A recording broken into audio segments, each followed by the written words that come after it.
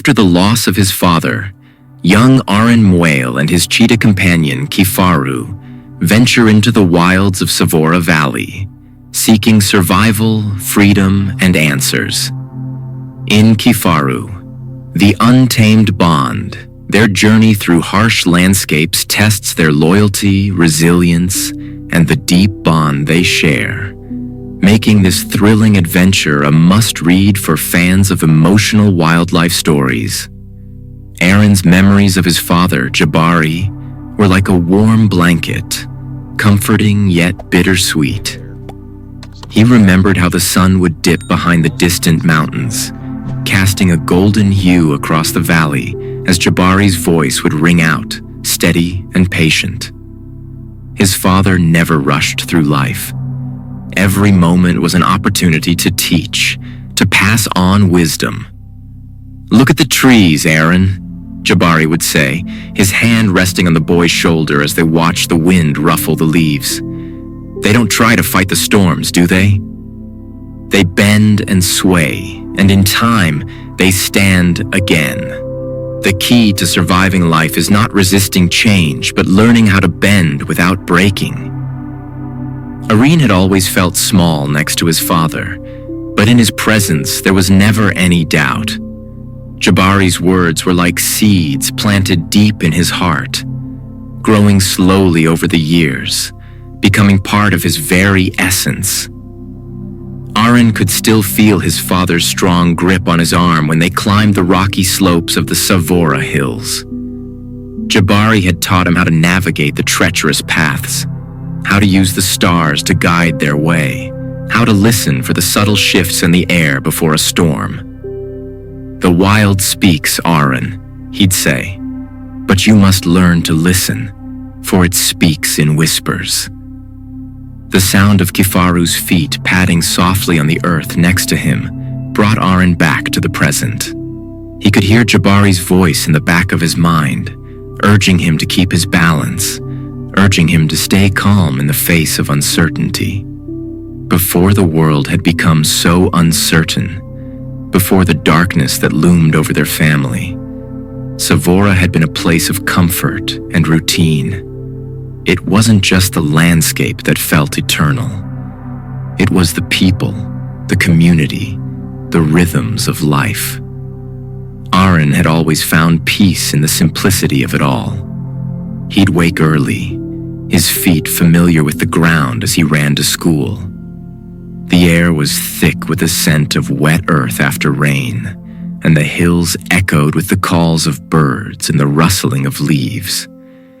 Kifaru was always by his side, a constant presence that brought both awe and affection from the other children. Despite the teasing about Kifaru, Arin never felt ashamed. To him, Kifaru wasn't just a pet. He was more than family. He was a partner, a silent protector who understood Arin in ways no one else did. They had a connection that was deeper than words, stronger than anything else he'd known. Arin had always looked up to his father, but there was something about his bond with Kifaru that transcended anything Jabari had taught him. It was as though, with the cheetah by his side, Arin could truly feel the pulse of the world around him. The wildness in Kifaru's eyes mirrored the untamed energy that coursed through Arin's veins. It was a bond that made him feel alive in ways words couldn't capture. But then, one day, it all shattered. The day Jabari vanished was the day that time seemed to slow. The world that had once felt stable and certain became foreign and cold. Arin had been playing with his friends when he saw his mother, Lena, standing by the doorway, her face ashen and her eyes wide with fear. She didn't need to say anything. Arin had known deep in his gut that something was wrong. When the village men arrived, speaking in hushed tones, the word "gone" filled the air like smoke, suffocating everything around him. Jabari was gone, taken by the wilderness, swallowed up by the very place he had loved. Arin couldn't make sense of it. His father had always been the strongest man he knew, a constant figure who could never be defeated by nature. But the land had taken him, and Arin felt the weight of that loss with every heartbeat. The days following Jabari's disappearance were silent. The laughter of the village seemed to fade, and the once thriving schoolyard felt empty and hollow. Arin had sought solace in Kifaru, but even the cheetah seemed quieter, sensing that something had changed in the world. The decision to leave Savora for Kasari City came swiftly, driven by Lena's fear and grief. Arin could see it in her eyes. She was no longer the woman she had been before Jabari's disappearance. There was something broken in her, something she was desperately trying to repair by moving to the city, away from the memories that seemed to haunt every corner of their home. "Arin, we have to go," Lena said one evening as they sat by the fire. Her voice was soft, tired, as though speaking louder might shatter her already fragile composure. The city offers new opportunities, a fresh start, but Arin could hear the crack in her words. She wasn't looking for a fresh start. She was running from the grief that had taken root in her heart, running from the past that seemed to weigh down their every step. "But Mama," Arin had protested, his voice rising with a mixture of desperation and anger. "What about Kifaru? What about the wild? What about our home?" Lena's face tightened, her jaw clenched as though holding back tears. "Arin, listen to me. You can't take a cheetah to the city. It's not safe for him, and it's not safe for you. There's no place for him there." But Arin didn't care. He couldn't leave Kifaru behind. The cheetah was his only remaining connection to the world they had once shared, to his father, to the life they had lived. The night before they left, Arin stood outside, looking at the horizon where the sun dipped behind the mountains. Kifaru stood beside him, the cheetah's large eyes reflecting the same sorrow that filled Arin's heart. It was as if the wild itself was mourning too. The journey to Mount Nyavala had been long and arduous, and by the time they arrived at Naya's hut, Arin was exhausted.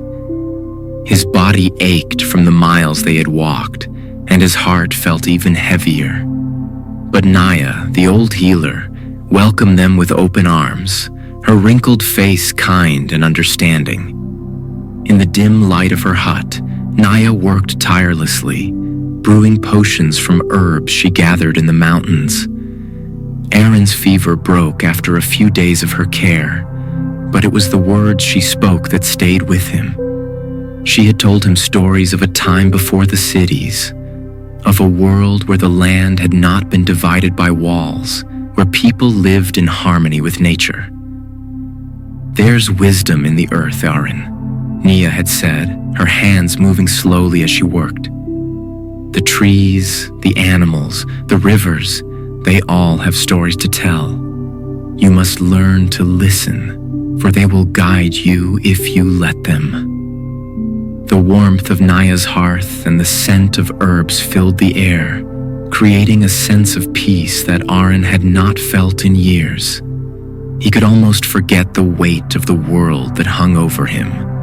But in the back of his mind, he knew that his journey wasn't over yet.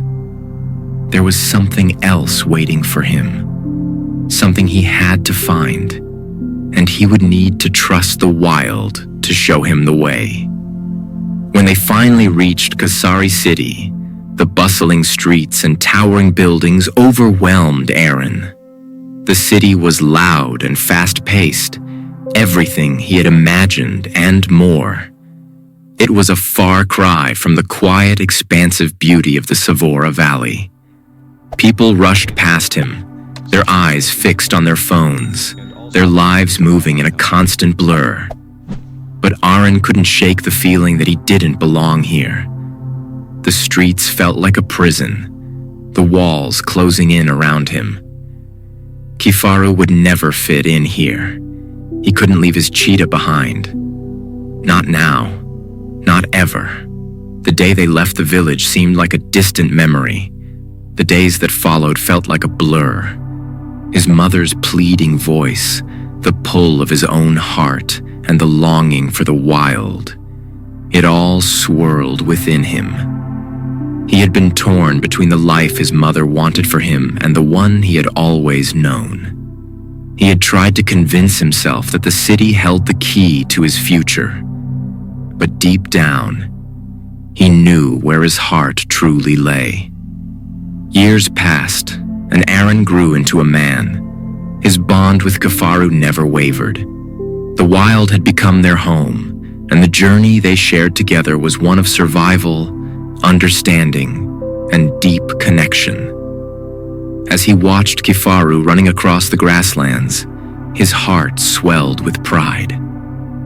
They had carved their own path, one that was true to who they were, not to what the world expected them to be. And as Arin stood there, the wind ruffling his hair, he knew that the wild would always be his home, no matter how far he roamed. The wilderness was not just a place, it was a part of him, just as Kifaru was. Arin and Kifaru's powerful journey through the wild is a story of survival, sacrifice, and an unbreakable bond. Will they conquer the challenges ahead or be torn apart?